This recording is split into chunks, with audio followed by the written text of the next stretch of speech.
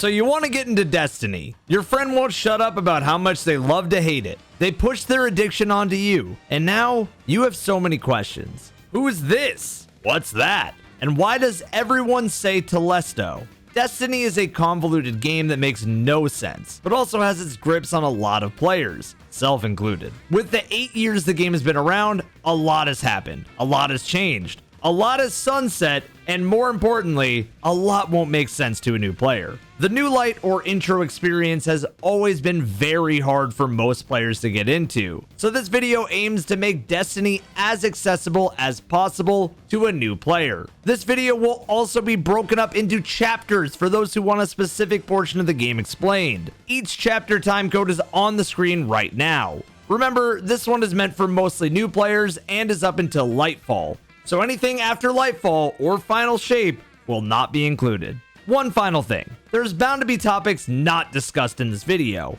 but you can watch my other videos that talk about the history of the game's metas, all of that for your fill. I don't normally do these types of videos, so what do guide YouTubers normally say? Oh, yeah, that's right. Do all that, subscribe and like if this video helped you. Let's begin at the beginning of Destiny and introduce you to your new addiction. Now, if you're new to the game, and you need something to sip on for copious amounts of hours, GamerSubs is doing a Christmas sale. You can use code EVAN. Get yourself some sweet deals. Now, if you're watching this in the future, you can't get those Christmas deals, but GamerSubs is still here. Use code EVAN at checkout. And if you really like Destiny and you get into the world of it, well, I have a catalog of great merch that's available for this Christmas sale. It's free shipping worldwide. Nogi-san made it herself. And I'm sure if you're watching this in the future, there's another design. Check out my store down below.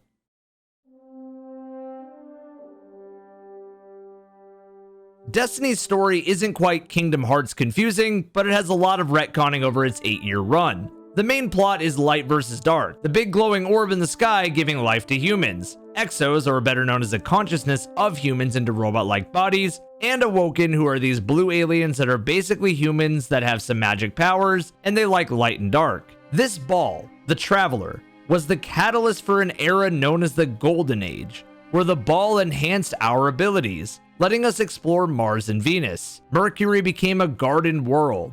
Human lifespan tripled. And the name Destiny comes from our goal to expand this gift to the world. Really had to manifest that one, huh, Traveler? Yeah, my bad. Well, this Traveler didn't exactly show up for no reason. In fact, something was chasing the ball through the universe and hunting it down. There's been a lot of retconning in Destiny to get it on the course of where it is right now. I don't think when Destiny was originally written, it had an ending in mind. In fact, history shows that Destiny didn't even know what it wanted to be when it first came out, so a general vague sense of darkness was the only thing you got at the very beginning. Just know that when you try to think of the Destiny story, that it's kind of changed who's been the biggest baddie of all time throughout the years. In the origins of Destiny, this was known as the vague threat of darkness swallowing the universe in a hunt for the big bouncy ball. Now we know this to be our mega mind-looking friend, the Witness. The Witness aims to end our story and spread a complete age of darkness in the game with his disciples. These disciples play a big part in the story that we see unfolding, and will unfold in Lightfall and Final Shape. Let's back it up to the beginning, right when darkness caught up to the Traveler. This is when the Golden Age would end, and a lot of story beats about the game's past lore begin. This is when the Traveler sent out a ghost to you. Yes, you. And you get a fancy name of Guardian.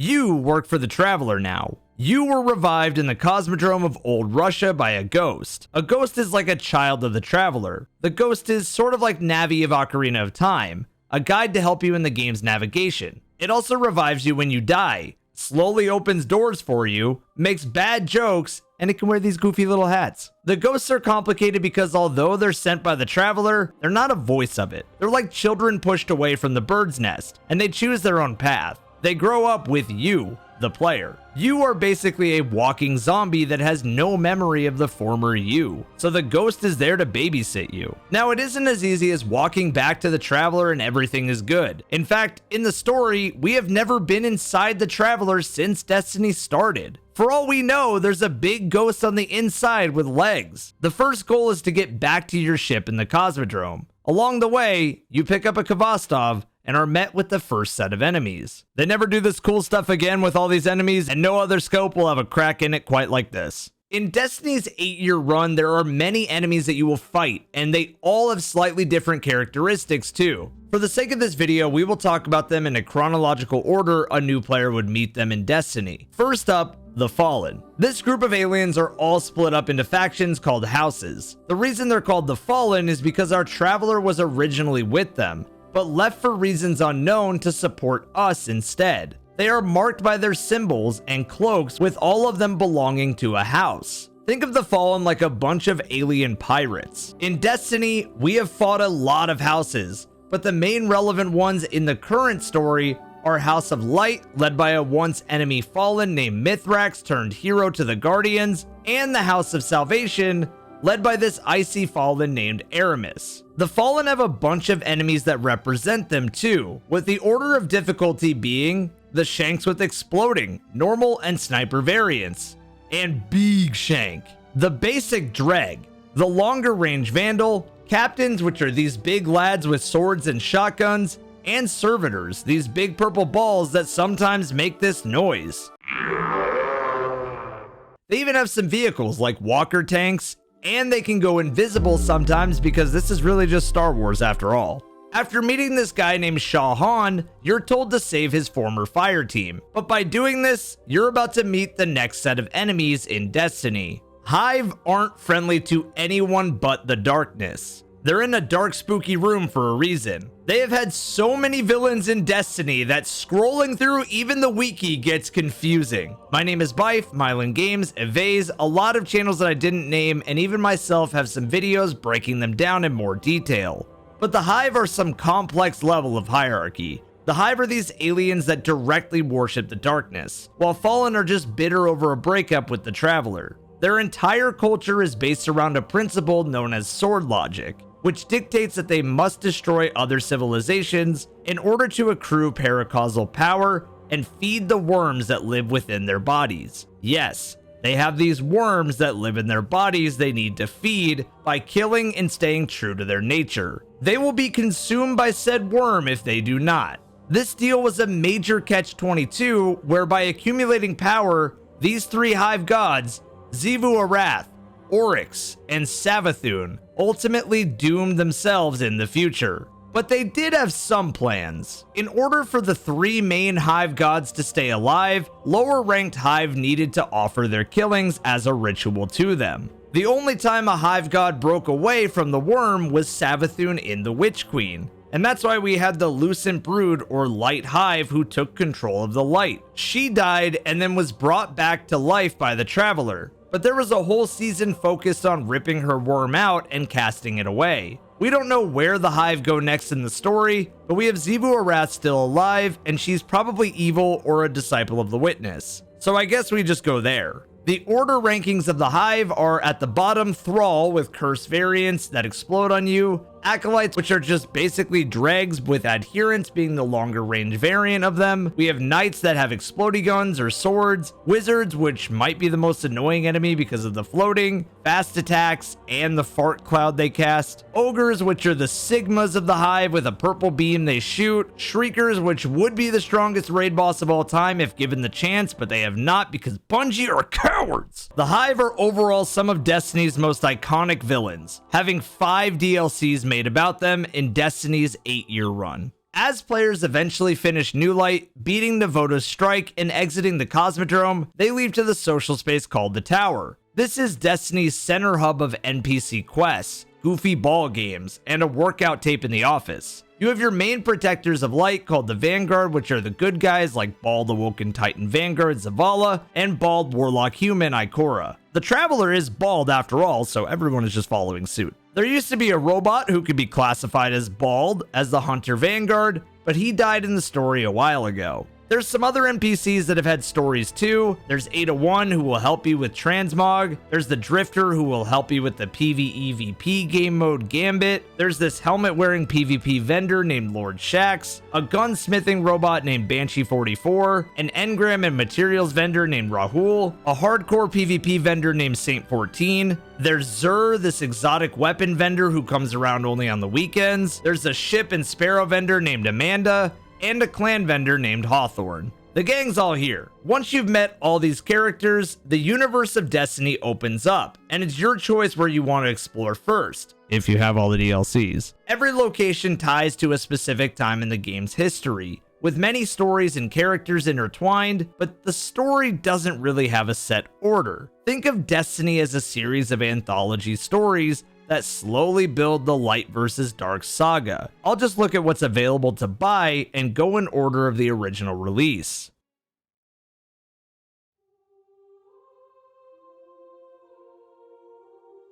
This is the only one with a campaign that is completely gone. Forsaken was a story about a rogue Uldren Sov after the supposed death of his sister years ago in the story. There's a whole new enemy race introduced, named the Scorn. These were created by the Ahamkara Riven. Now, the Ahamkara are magical space dragons in Destiny that are evil, and she's the last known one to be alive. The Scorn were created with her magic and Uldren's first zombie, a Scorn named Fikrul the Fanatic. Alongside Uldren, they orchestrated a massive breakout from the Prison of Elders, Destiny's biggest prison, and they murdered the probably bald Hunter Vanguard Cade 6 in the process. After the missions fighting all leaders of the Scorn, on the now sunset tangled shore, the Scorn moved to the place where you will start Forsaken, the Dreaming City. Here, you will meet so many new characters of the Awoken's most hidden city. Before I get ahead of myself, let's meet the Scorn's hierarchy. You have your basic Screeds, which are crawling explodey boys, Stalkers, which are undead dregs, Ravagers, which are headless lamp-swinging monsters, Wraiths, which are torch-swinging monsters, Raiders, which are snipers who can also teleport around, Lurkers, who are shield-holding enemies, Abominations, which are giants with zappy hands, and finally Chieftains, which are similar to Captains, but come with different shields and spawn these beacons with multiple effects. Along the journey of the Dreaming City, you will also run into the Taken, an enemy race created all the way back in the second year of Destiny by the Hive God Oryx. Think of the Taken like undead possessed puppets of the other aliens in Destiny. Taken have every race of enemy in a black and white version except for Scorn. And just like the Scorn, they worship darkness as they were created by it. Taken serve under Oryx, then Savathun. Now they probably just serve under the Witness, we don't fully know. The Dreaming City's story ended with the raid Last Wish and the dungeon Shattered Throne, where after killing Riven, it was revealed that she was under the control of Savathun the whole time. She kept the city cursed in darkness and on a time loop of it. Without getting bogged down in the details, you'd think the city wouldn't be cursed anymore because Savathun, spoilers, is more than likely dead, but nope, it's just cursed. Other than that, you can explore the various stories in the most beautiful location Bungie has put into Destiny, in my opinion. Over time, this year would get stories filled in to lead us to the next DLC that you can purchase.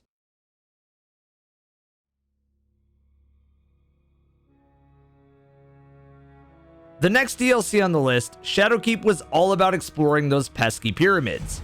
Here the player goes to Earth's moon, where the first gigantic pyramid in Destiny was found.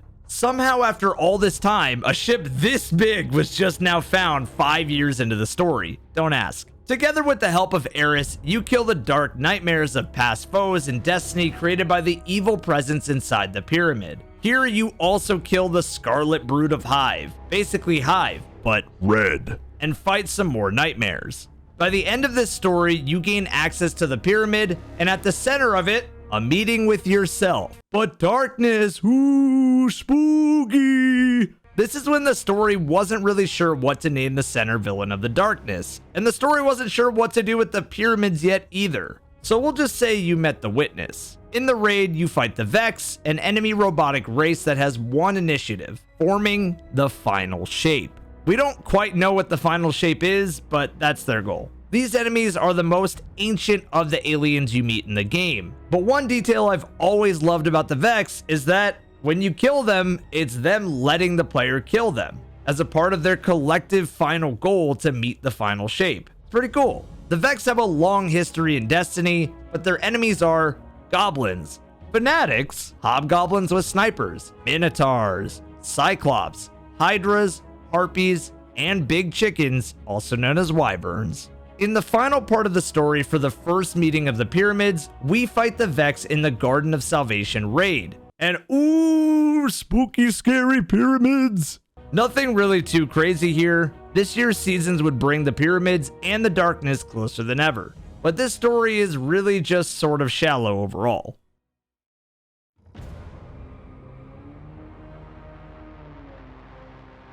A year later, and there's a pyramid on Europa, Jupiter's largest moon. This ice giant was always talked about for years to Destiny players, but never shown. Just like we have seen where humans were from, we have seen where the Awoken's hidden city was. Now we are shown where Exos were created. This is where the player learns to embrace the darkness to take down Aramis, the House of Salvation lady we talked about earlier. Aramis was all about taking revenge on the Traveler, and using darkness as a means to do so. With the help of the fallen Vandal Varix from all the way back in Destiny's first year, we steal a piece of that darkness fragment to hone it in. Ultimately, the Stranger, another character from the game's first year, helps us learn Stasis, the first darkness super, this time with ice. By the end of taking out Aramis's stasis-filled squad, you freeze Aramis herself, surely killing Aramis for years to come. Nope, she got hair dried out this past season. This is also where players learned of the darkness involvement in the Deepstone Crypt with Exos. There's a lot that isn't super relevant to our main plot, but some characters we know will be big players have a cutscene here with Drifter, Eris, and the Stranger all using stasis. Oh, and a whole family tale that you should look into if you have more time for a different video. This is when the seasons of Destiny that will remain to be sunset started to paint a bigger picture of the overall narrative. You can't buy these seasons, but their story is very important to get us to the next DLC. Season of the Hunt saw Uldren Sov come back as a guardian named Crow, but enslaved by a character from Forsaken Story named the Spider. To set him free, the player and a guardian named Osiris, who is an accomplished warlock that the Trials of Osiris is named after, must hatch a plan. By the end of it, Crow is set free. Season of the Chosen saw the player meet a friendly Cabal general named Keitel. And I'm realizing we never went over the Cabal. The Cabal have been around Destiny since the first year as well, and are big space turtles that have a history of conquest. They were the main sunset plot of Destiny 2 Vanilla, but the big players to know are Keitel and her father Callus. We have a whole lore for dummies about Callus if you're curious, but he works for the Witness. And the Cabal, well, the rest of the remaining ones either work for Keitel or Callus, with some wildlings beyond the Destiny walls. The Cabal enemies are Warbeasts, Scions, Legionaries, Phalanxes, Gladiators, Colossus, Centurions, and Incendiors. But the Cabal also like to ride a lot of vehicles. The Cabal homeworld was taken over by the Hive, and Keitel is also on the search for her evil father. So this season basically had her in the search and learning to work together with the Vanguard. The next season, Season of the Splicer, was all about the Fallen learning to work together with the Vanguard. By the end of this season, Mithrax was fully on board with the House of Light. A retconned racist lady was killed, and we also found out that Osiris wasn't the real Osiris after all. He was Savathun in disguise. Season of the Lost was about Savathun's worm being removed from her in exchange for the real Osiris's return. We were all fooled by her tricks, and this led us into the finale of the season, where Savathun got away, kicking off the Witch Queen. The 30th anniversary that you can buy has nothing to do with the story, it's just fun. Moving on.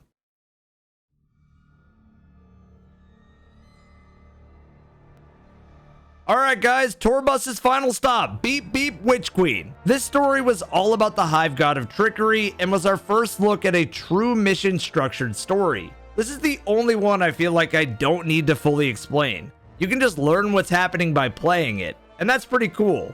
Here we meet the Light Hive, we meet the Witness, Savathun's ghost Amaru, and the story starts to come together a lot more. In the following seasons, Destiny sets up its clear villains and clear heroes. Callus season, Aramis season, season on Keitel, season of Robot Man. So yeah, those are the stories of what you can actually buy.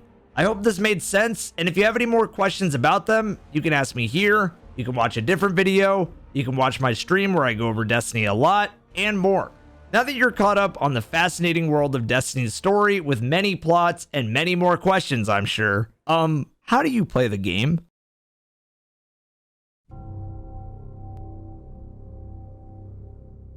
Alright, you know the story now, or you skipped the story because stories are overrated, and I'm here for the gameplay, Evan. Gosh. Well, I got you covered. Some of you who don't know me, or those who do, know that I play a lot of Destiny. But I've also placed relatively high in some raid races, so I think I'm credible for telling you how to play the game effectively.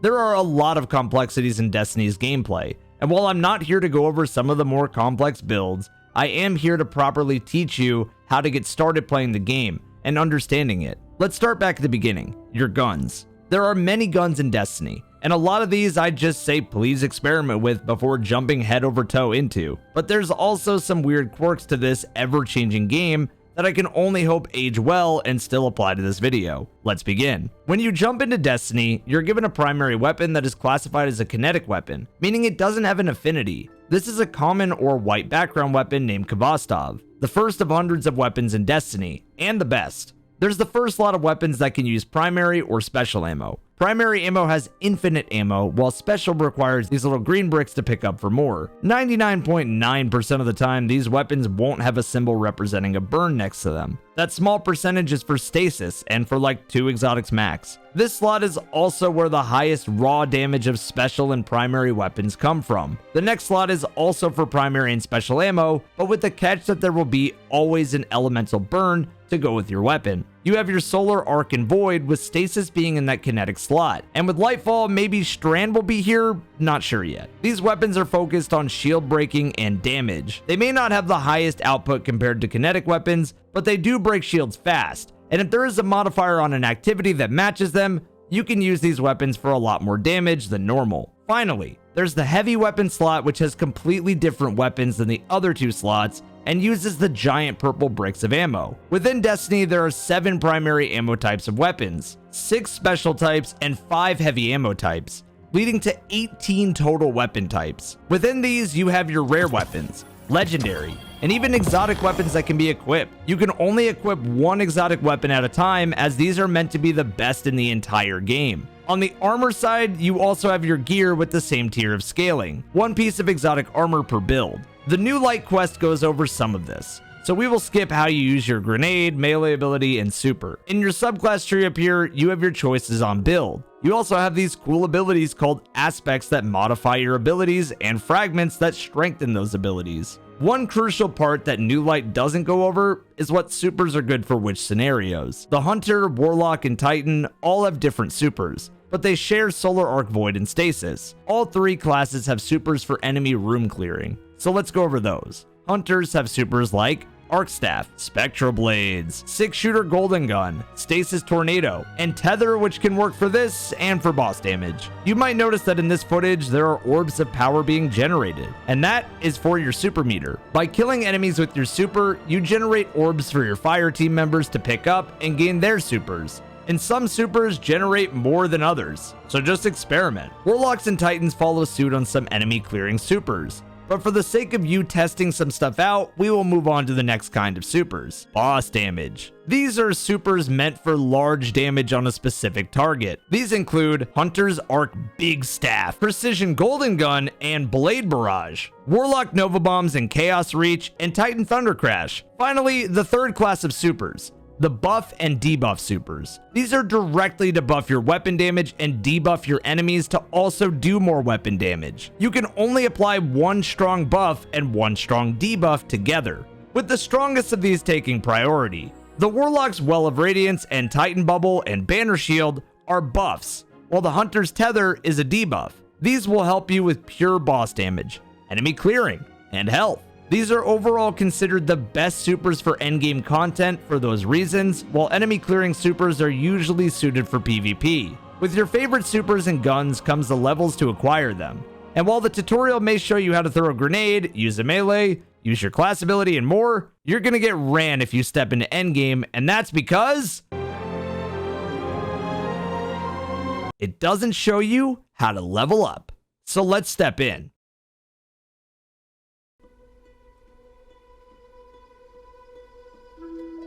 Leveling in Destiny is fickle, but you may be closer than you think.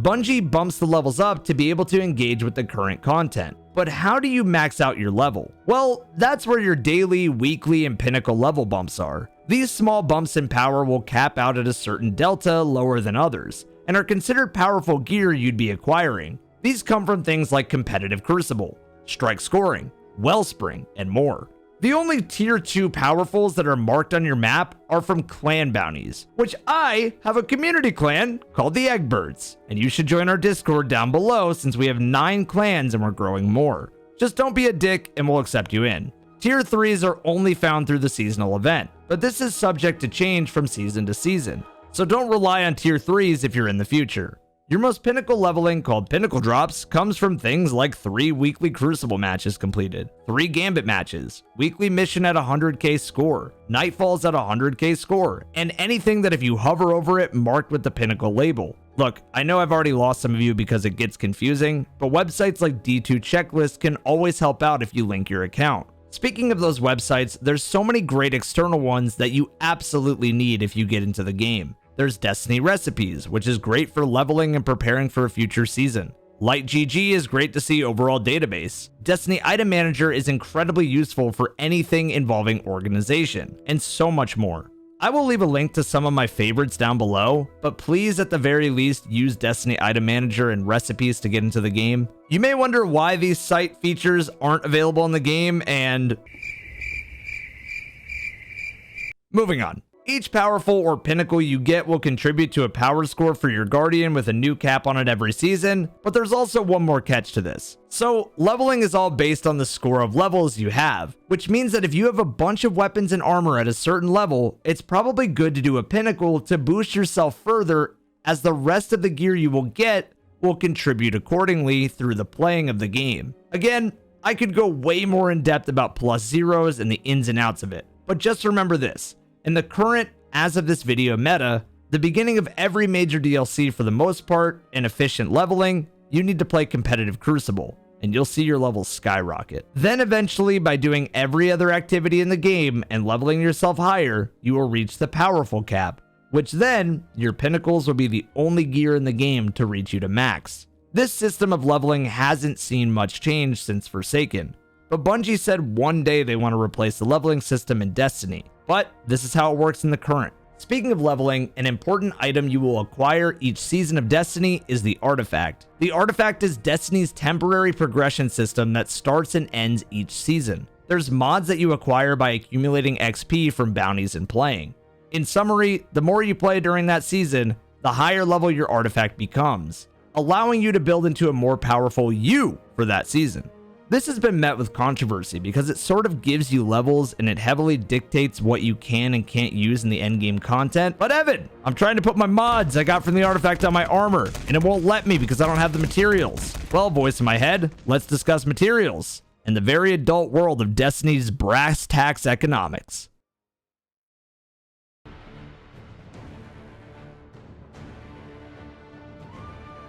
This section will be pretty quick, but we'll go over all the various materials you will acquire and need in Destiny 2. There's your basic glimmer that will now be available through public events, killing enemies, buying some from Master Rahul, and just doing world activities. This is used for infusing, which takes one piece of gear and grabs levels from another one, at the cost of losing the other item. Infusion calls for legendary shards too, which is the next material. These are acquired through dismantling legendary gear, completing activities, doing bounties, and mostly just playing the game. These used to be bought from Master Rahul's for some materials, but Bungie has actually gotten rid of planetary materials, so you don't really need to worry about them. Just know that planetary materials are materials that give you glimmer now on places you're going to explore. Next up, enhancement cores. These are used to upgrade your armor to allow for more mod slots for that pesky artifact. These are found through the Cryptarch, dismantling armor, some bounties, and other sources. These are used to also buy upgrade modules. If you want to infuse, you're going to need those upgrade modules. These are bought from the gunsmith and earned through ranking up your vendor's rank by engaging with the activities. These are essential in using your gear you want to use, since infusion is the main way to put on what you want and have it hold a higher power level. You will need to be selective on what you infuse, and I encourage you to not really infuse a lot until you hit close to that powerful or pinnacle cap. The next material up is the enhancement prisms, which are required for leveling and masterworking your armor to max. These are required in various endgame activities, but also by ranking up those vendors, battle pass, and of course, Master Rahul. Next up, Ascendant Shards. These are required from the vendor's max rank and from the hardest activities in the game, Master or Grandmaster level content. These are raids, strikes, seasonal activities, etc. These are used to max level legendary and exotic armor. Now, these are your basics for armor and general leveling, but Bungie also introduced weapon crafting and red border weapons in the Witch Queen, so there's materials for that too. I think I will just let you discover how that works in another video, or if you own Witch Queen, it's pretty self-explanatory. Just remember, red border weapons contribute to getting a pattern when dismantled or leveled to max, and by finding the amount of patterns associated with your Triumph page, you can come to the Enclave and craft a weapon to then reshape it for the roles you want. That about does it for most important materials in Destiny, and it can't be an Evan F video without a shameless plug. So Bungie also did this Twitch bounty for materials that if you need them, you can go to my live stream when I'm live on Destiny 2 and you can link your Bungie account. You can get a shader, an emblem, materials, and XP for gifting 2 subscriptions. It's shameless, I know, but it's also another way for you to get materials. Materials are a part of Destiny's confusion, but 90% of them are just for leveling your armor. Alright, final chapter on the way.